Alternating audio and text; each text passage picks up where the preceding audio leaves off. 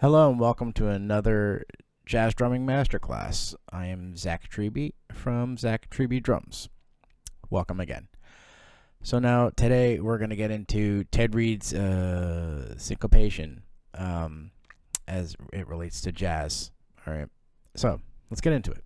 So I have right up here right in front of me exercise 1, and in some books of the Ted Reed syncopation, it's either page 37 or 38. I'm not really sure.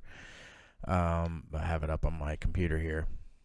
So we're just going to go through a couple of things in this, as it relates to comping and what we can do with it. And some of the sounds we can get out of it when we go to the music and we kind of relate to the music. Because I've been, one of the things I've been saying this whole time is instead of playing what we think we should play, if we don't know the vocabulary or the language of that music, you're not really going to be able to play it that well. So instead, we go to the actual music to find out, hey, what do I play? So these rhythms, or the majority of these, you will find in the music, whether it's bebop or swing or the modern stuff. So we're just going to go through a couple of these patterns today. We might not spend too much time on this, but we'll see how far we get in this master class and what happens. We'll see what happens. All right, so the first rhythm we have, okay, and I like to take these bit by bit, and what I mean by that is line by line or bar by bar. Well, actually, bar by bar and line by line. So one of the things I have my students do, right, my jazz students, is, if they've never played jazz before, then I will run them on syncopation. But really, anyone can do this syncopation thing. So let's get into the first rhythm. So the first thing you do, right, is drill a certain rhythm so that you have it. The first rhythm, the first bar, right, I should say, is 1 and 2 and 3, 4. That's it. 1 and 2 and 3, 4. 1 and 2 and 3, 4. 1 and 2 and 3, 4. 1 and 2 and 3, 4. So what I'll do is I'll just have my students play it on the snare drum.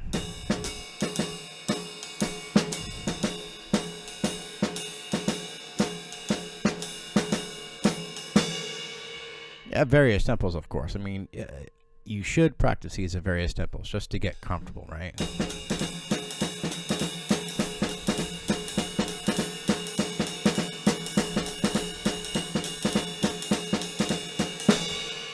And yes, that is including the really slow tempo.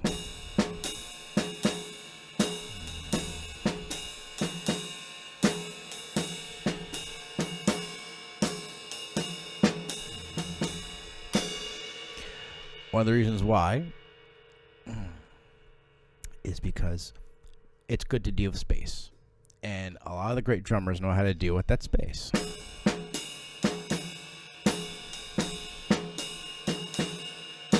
Right? So then we can start messing around with that particular pattern a little bit. We can maybe put some bass drums in there, right?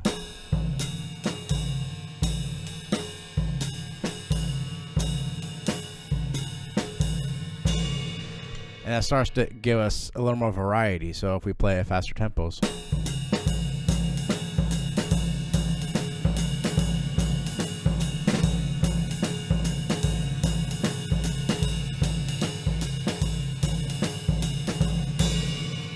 Okay, so now we have it.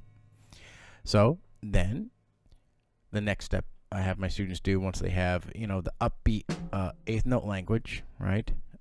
In relation with or in addition to these particular patterns as well, then we start to improvise. So I tell them to throw that pattern in wherever they want to.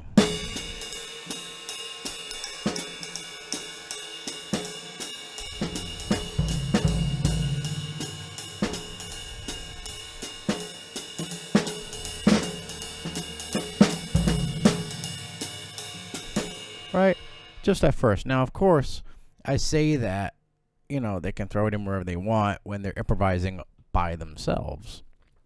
However, if you're in a band setting where a jazz combo or, any kind of small jazz group is playing, you want to play according to the soloist or the melody. So in other words, they're going to dictate what you play. So if you hear that rhythm, you can kind of jump on that as well, right? So that's the next step, right, is to improvise within your comping.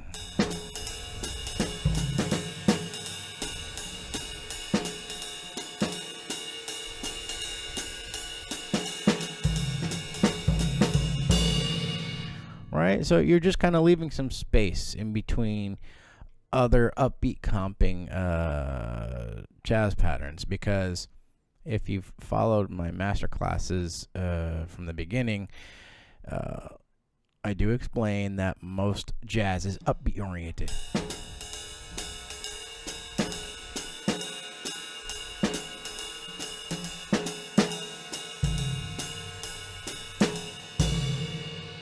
With a few downbeats on beat 4 or beat 2, depending on the particular sound or the particular kind of a turnaround you want to get, right? And turnarounds just basically fills at the end of phrase, so it could be anything like this,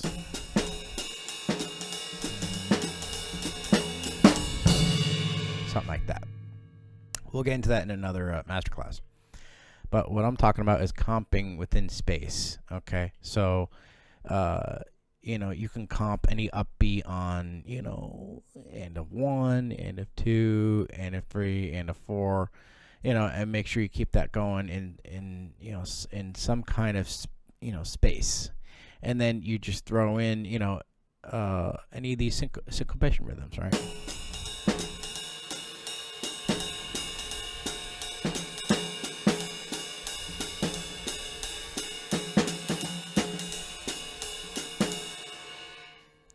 And you don't have to keep the ride cymbal so static. It can move a little bit. You play quarter notes, at times. That's something I'll get into in another at another time.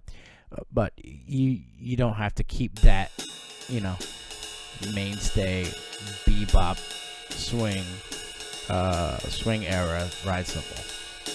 You can actually vary it, which gives it more life.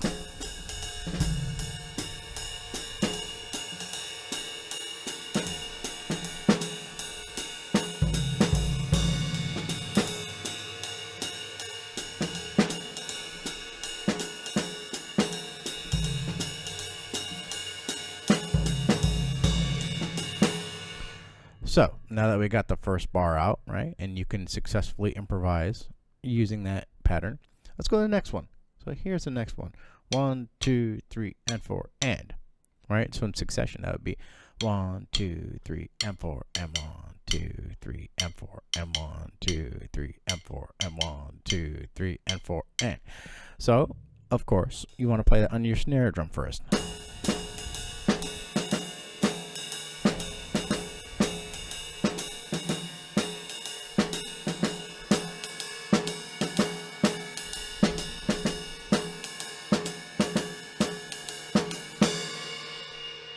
Okay, now let's put a few bass drums in, right?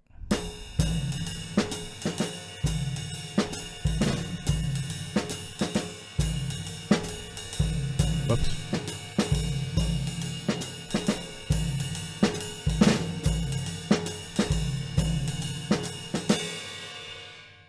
That was a little mess up there. Okay, so far so good. Okay, now we do the same thing. We improvise within that upbeat structure, right? Any upbeats on beat 1, beat 2, beat 3, or beat 4. Obviously spacing them out, and then you throw in that little pattern.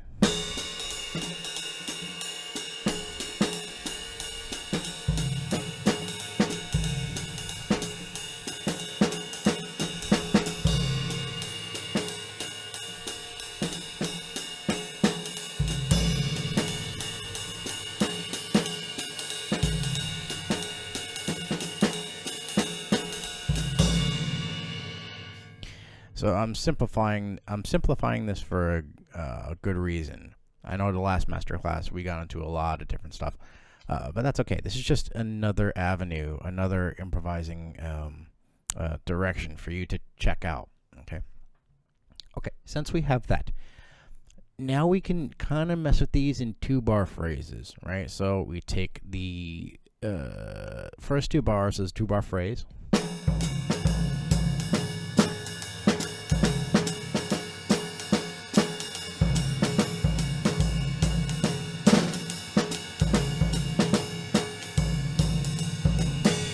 Right? So you could just drill that for a while. You could drill it on your snare drum. You can do it on your bass drum. Yeah, you can. You know what? I'm sorry, I forgot to mention. One of the things you can do, just as an exercise, is play these literally with each limb.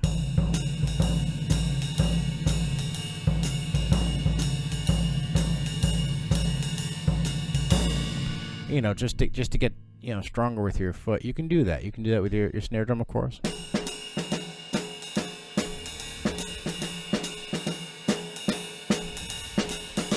Right? I mean, this doesn't need to be, you know, just for comping. This can be for a few other things as well. I mean, you know, again, we're improvising, so we want to have things at our at our beck and call, right? I was going to say disposal, but I don't like that word. I'm going to say at our beck and call. So, okay, so let's check out these 2 rhythms.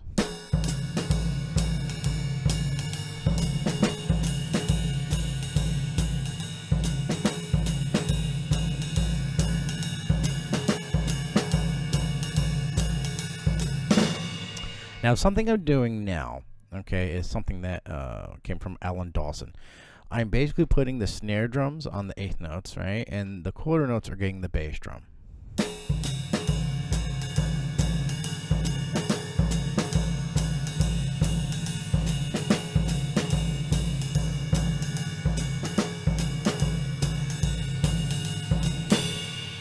Now, it's your job to find out if that's in the music or not, okay?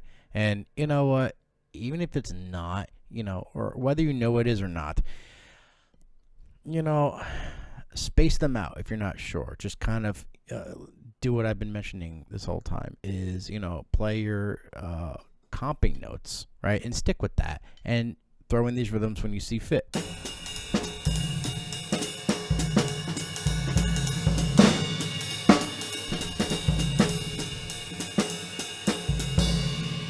Because one thing I guarantee you're not going to hear is this.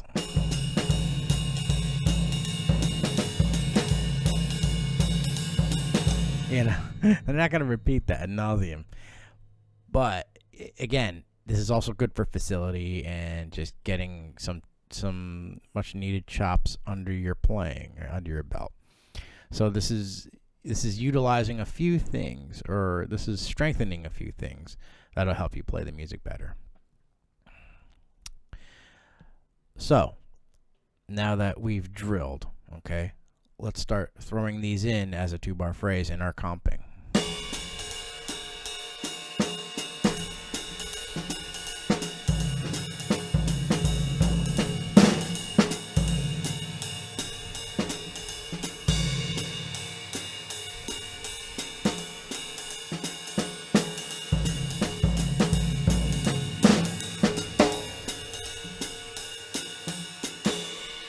Okay, so notice I'm leaving a lot of space.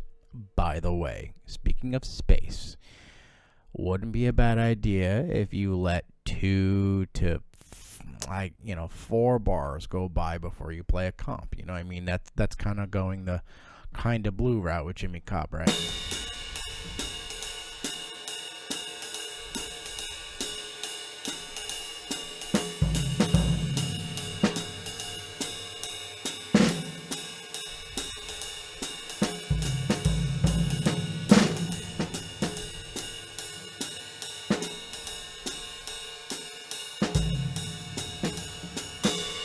So notice how space is a big deal.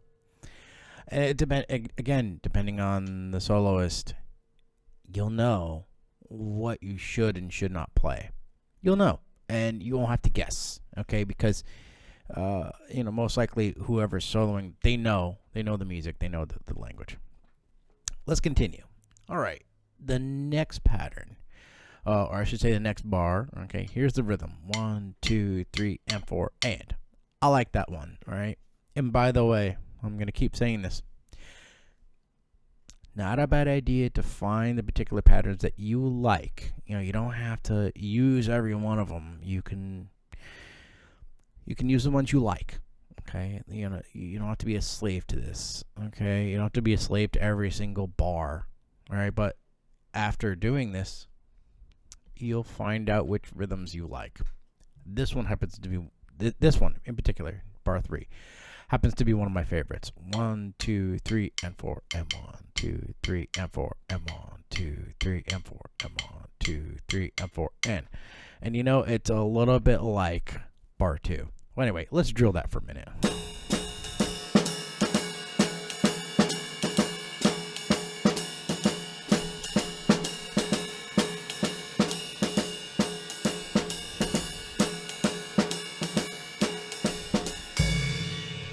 Now, I don't know about you, but I have definitely heard that particular rhythm in the jazz music. Absolutely. It is there. And when it is, it's killer. So, now we can mess around with some of our bass drum stuff.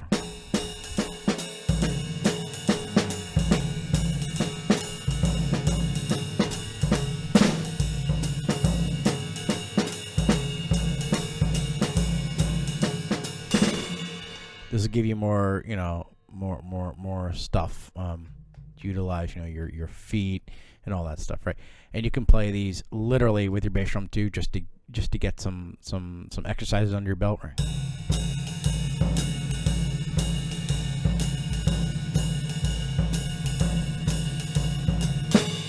You can certainly do that. Okay, let's see what happens when we throw it in our comping.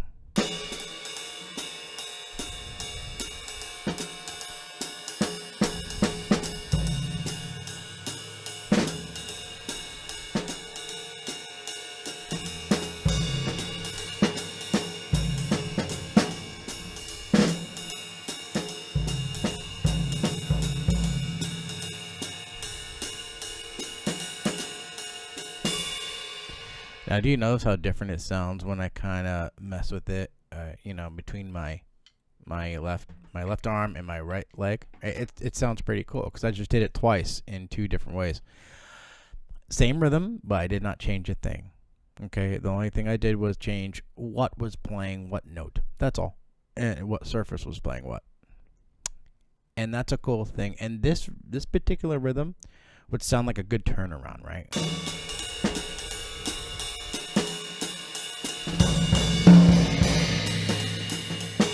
Coming out of a structure, right, or like a blues, or the turnaround where the section ends and there's a fill.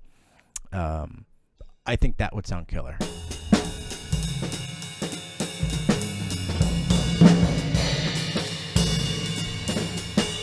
That's my particular taste, okay? That I like, okay? And again, these patterns are in the music. They are. And, that's why the syncopation book works so well. Okay. All right. Let's get into the 4th bar. So the 4th bar is 1 and 2 and 3, 4. 1 and 2 and 3, 4. 1 and 2 and 3, 4.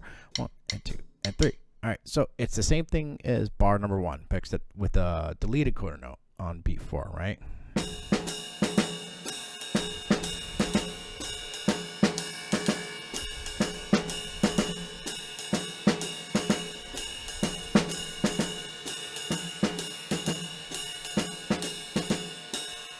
Now, of course, that sounds silly at first, right? But that's okay. We're just drilling the rhythm. Just to get it under our feet or under our belt. Okay. Now, let's mess around with some bass drum stuff.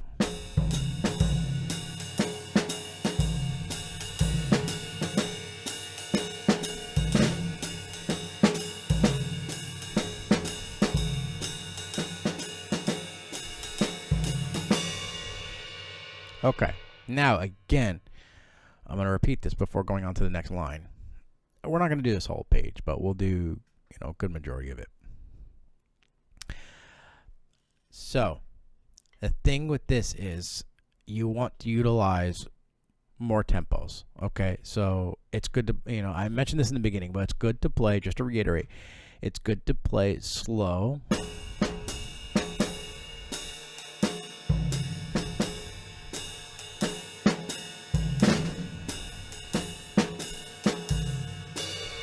Right? To a moderate tempo.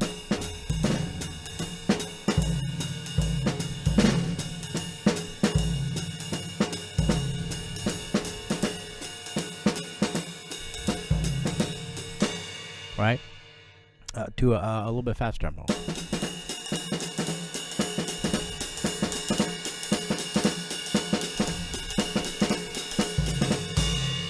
Okay, so there are certain tempos you might not be able to play some of these, but that's okay. This is a work in progress, all right? The hardest it gets is when you get to the straight stuff.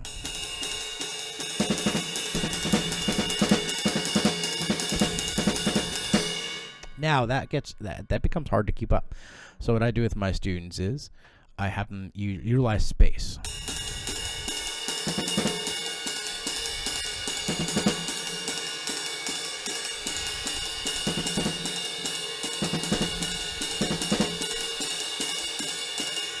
I might have them play that pattern at the beginning, and then 3 more bars go by, and then at the beginning they play it again. So it'll sound like this: 1, 2, 1, 2, 3, 4.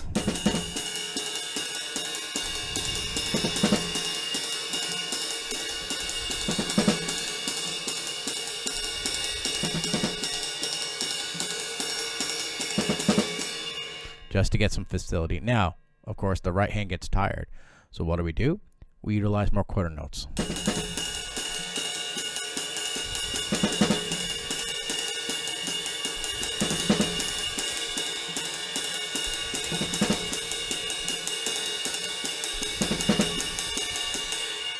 Right, so clearly it pays to have your quarter notes down, right? Because this is all the stuff we've heard in the music, right? Specifically, Miles Davis, right? That Philly Joe Jones would play stuff like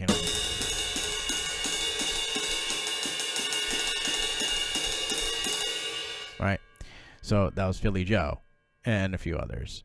But anyway, that's just I'm talking more extreme examples of playing those rhythms. And the same applies when you're improvising, okay?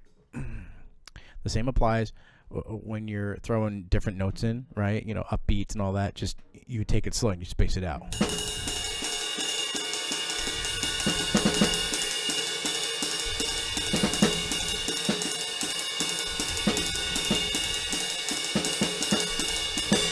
So it all applies. And arguably, the bass drum is the hardest thing to get in there.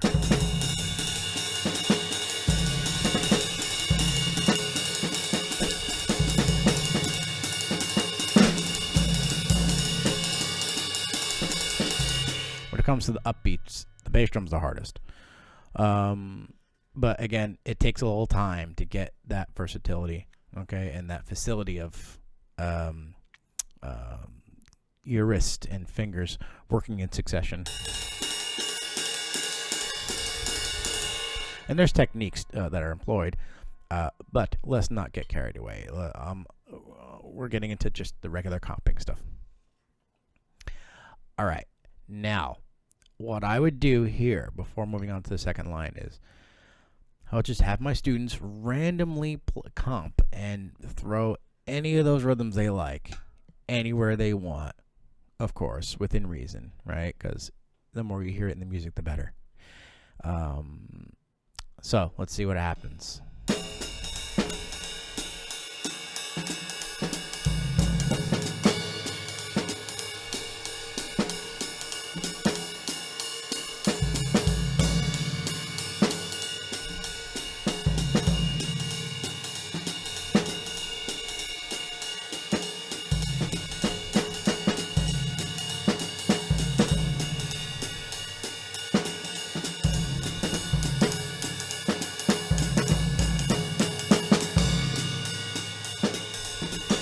if you notice what I did a few bars ago, I utilized the first and second bar as sort of a turnaround, as a 2-bar lead out, right? The last 2 bars, right? So I kind of use that as like a turnaround to end a section. So again, that's in the music, stuff like that is totally there. And that's what we call playing musically, okay? And playing musically isn't just playing, stuff that sounds good on the drums. It's also stuff that's in the music, what's tied to the music and what's tied to the other musicians, right? So you got to listen. And that's what playing musically is too, as well.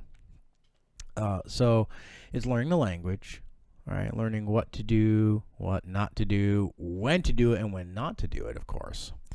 But anyway, let's not get carried away with this, because in the music, you'll know the more you listen to it. And by the way, that is exactly how you will find out. The fastest way you'll ever find out is just to listen to a lot of that music. That's all. I mean, it's not that difficult. It really isn't. And if you take that approach of just, listening, and you make listening a habit, kind of like practice, and to be honest with you, listening is practicing, okay? So, in order to get all this stuff,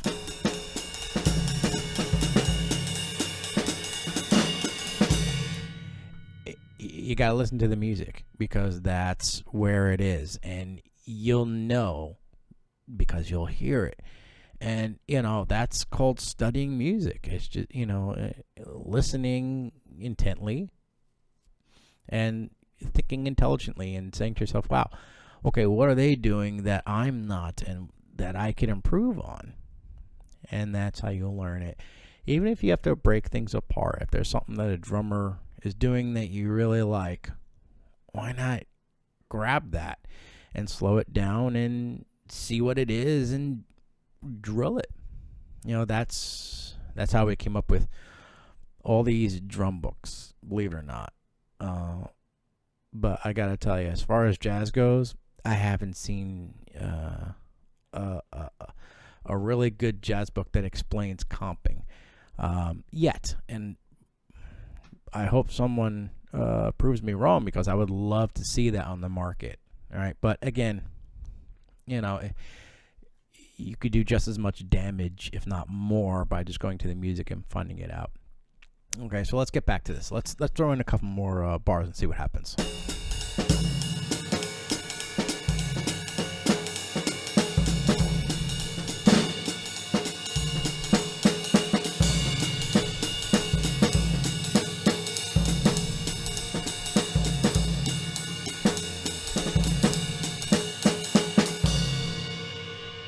So clearly bar 3 really works well with the turnaround, like I've mentioned before. Okay, let's get to the second line. Okay, here we have a different kind of rhythm. 1 and 2 and 3 and 4 and. This is bar 1 of the second line. 1 and 2 and 3 and 4 and 1. Okay?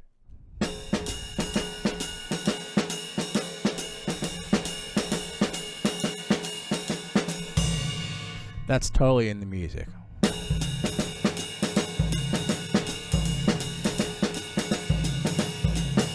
I've heard drummers do this.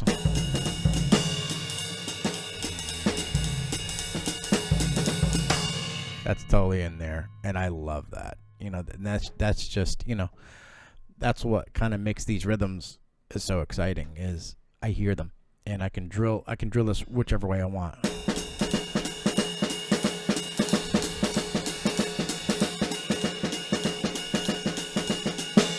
Right? And I can place bass drums wherever I see fit. But usually there's like sweet spots. What is that noise? I don't know. Maybe it's the water running. But usually there's sweet spots that you can put your bass drums in. Usually with this rhythm, it's the end of 1, right, and the end of 3. So I like that. And in the music, they're on the quarter notes. Because in this particular page, the quarter note is an upbeat, or both the quarter notes are an upbeat. because it's written differently because of the time that it was written. So this is the rhythm.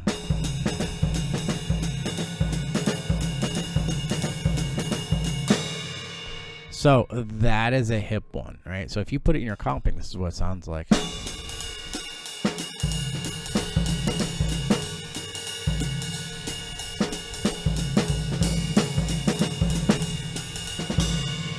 Right? So there you go.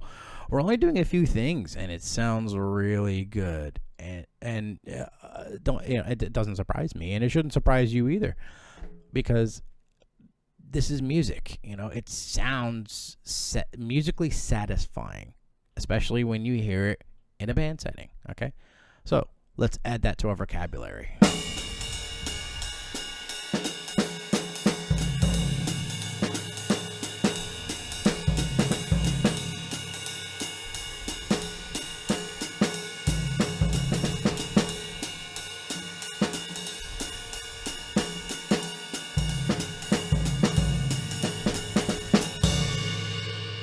Okay, so there you go. And again, try these at different tempos.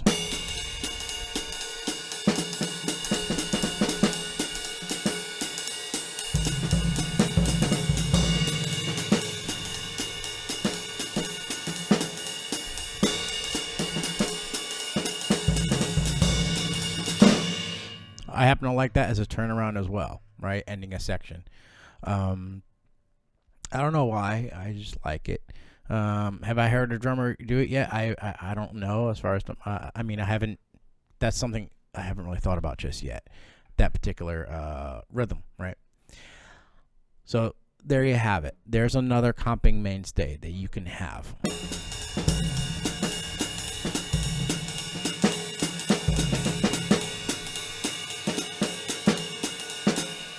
Now, word of caution. These will change according to the tempo. So if you're at more of a faster swing,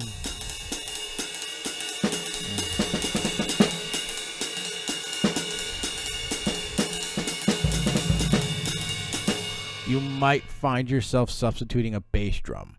The same rhythm, but you might, like I just demonstrated, you might find yourself substituting a rhythm because it just works better. Right here, that didn't really feel good to me when I was at the fast swing.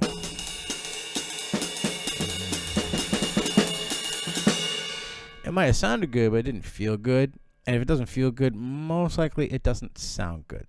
That's my theory. I could be totally wrong. You guys could be sitting there and go and saying to yourself, "Wow, that sounds really good." But to me, it doesn't for some reason. 1 second.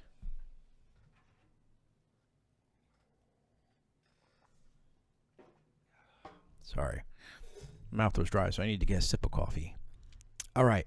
Now, so you might find yourself substituting a note or two.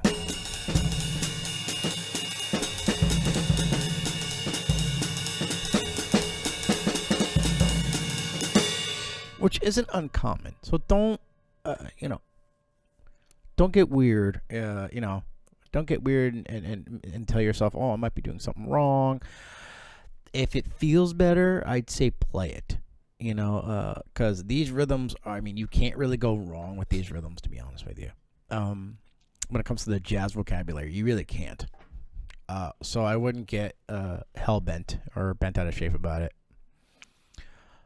So now, if you play it more of a straight thing, right, let's see what happens with that.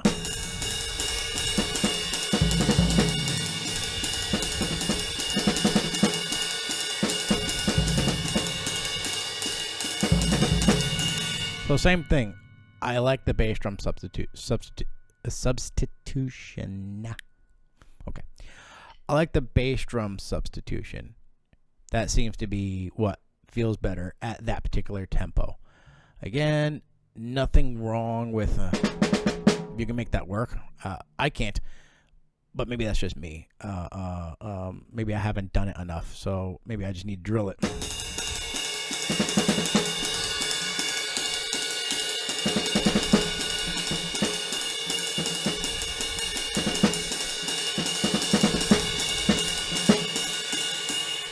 So who knows? Maybe I need to spend more time on that, which is okay. I'm always spending time on this kind of stuff because I have to play with guys, on gigs, so I have to keep up. So let's do another rhythm. Let's see what happens. Another rhythm. So here's the next one on line 2. 1, 2, and 3, and 4. This is a cool one. 1, 2, and 3, and 4. 1, 2, and 3, and 4. 1, 2, and 3, and 4. 1, 2, and 3, and 4. All right, so let's drill that.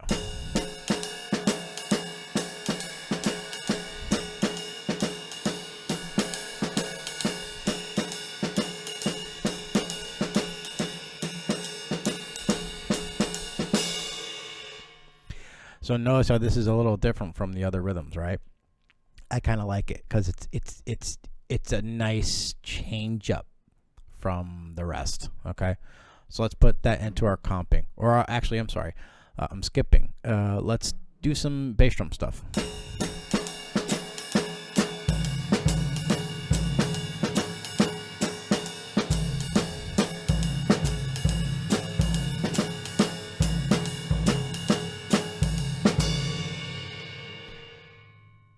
So you can try different ways in bass drum substitutions and all that kind of alternation and stuff. Now let's see what happens when we put it into our comping.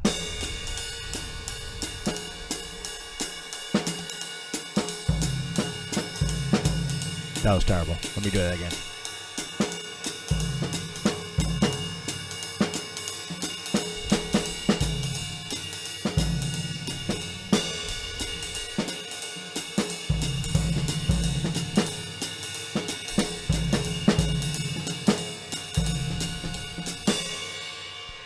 So what that particular pattern made me do that I realized was once I played that, then the bar later, right after that, it made me put a bass drum beat 4 followed by or I should say previously with a snare drum on the end of 3, or so the whole rhythm was right. So 1, 2, 3, and 4, which was pretty hip, right?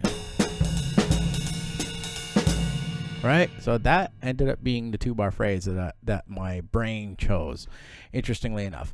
So this stuff will kind of push other things along in musicality, which is really cool. So you might find yourself, or I should say, to be more intelligent, don't be surprised if you find yourself playing other musical patterns because of some of these, right? Which is pretty cool. So let's try this again.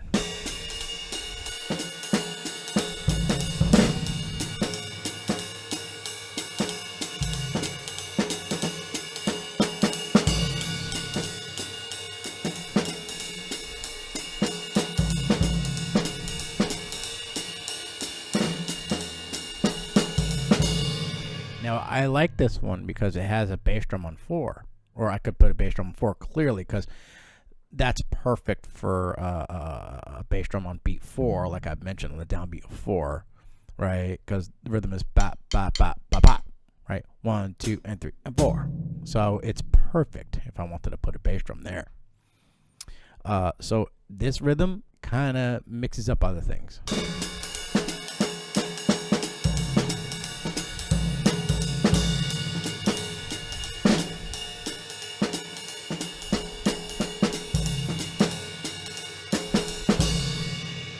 So it kind of turns things around a little bit. All right, let's go to the 3rd bar. Let's see what happens. So here's the rhythm. 1 and 2 and 3, 4. 1 and 2 and 3, 4. 1 and 2 and 3, 4. So let's drill that.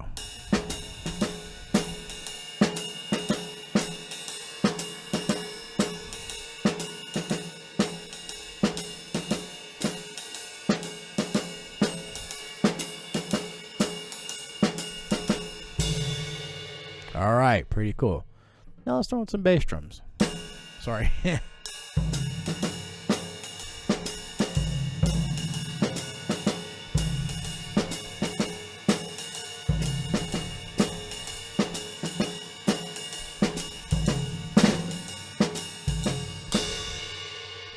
Look at that. All right, now let's throw in our comping.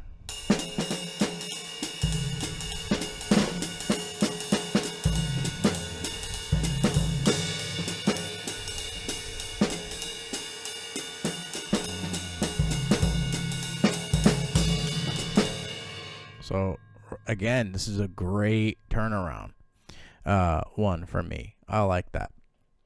There are mainstay turnarounds, but I'm going to do a masterclass on turnaround, so I'm kind of like, segueing into that eventually. But again, this feels really good, right? This particular rhythm feels really good to me.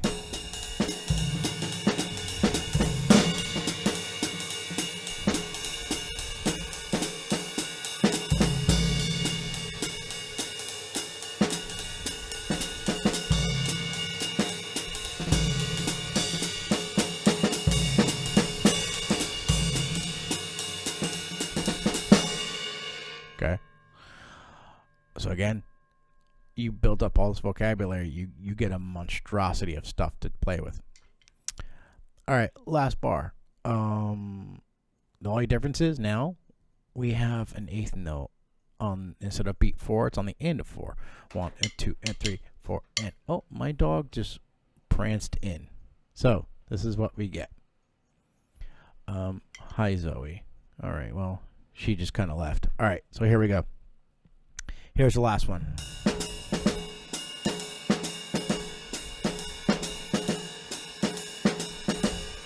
So we put our bass drums in, or somewhere. This is what we get.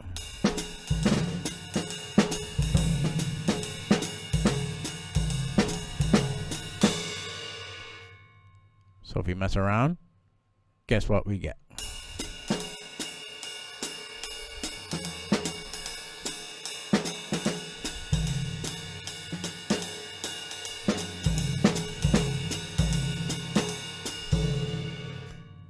So again, great musicality for, for the more bang for the buck, So even though we went through only a few bars, this is a big one, okay? And believe it or not, only a few, it's only a few bars that really make a difference, and you can have a monstrosity of stuff to choose from. So my dog just barged in at the perfect time because I was pretty much finished. So thanks for tuning in. Keep this simple, and don't I gotta take this off. And don't worry about getting too much vocabulary. Just let your brain and your mind and your limbs enjoy what you got already, because this process of study takes a while, and it should, because the human brain is like that. So thanks for tuning in, guys. Have fun with this, and I'll see you in the next masterclass.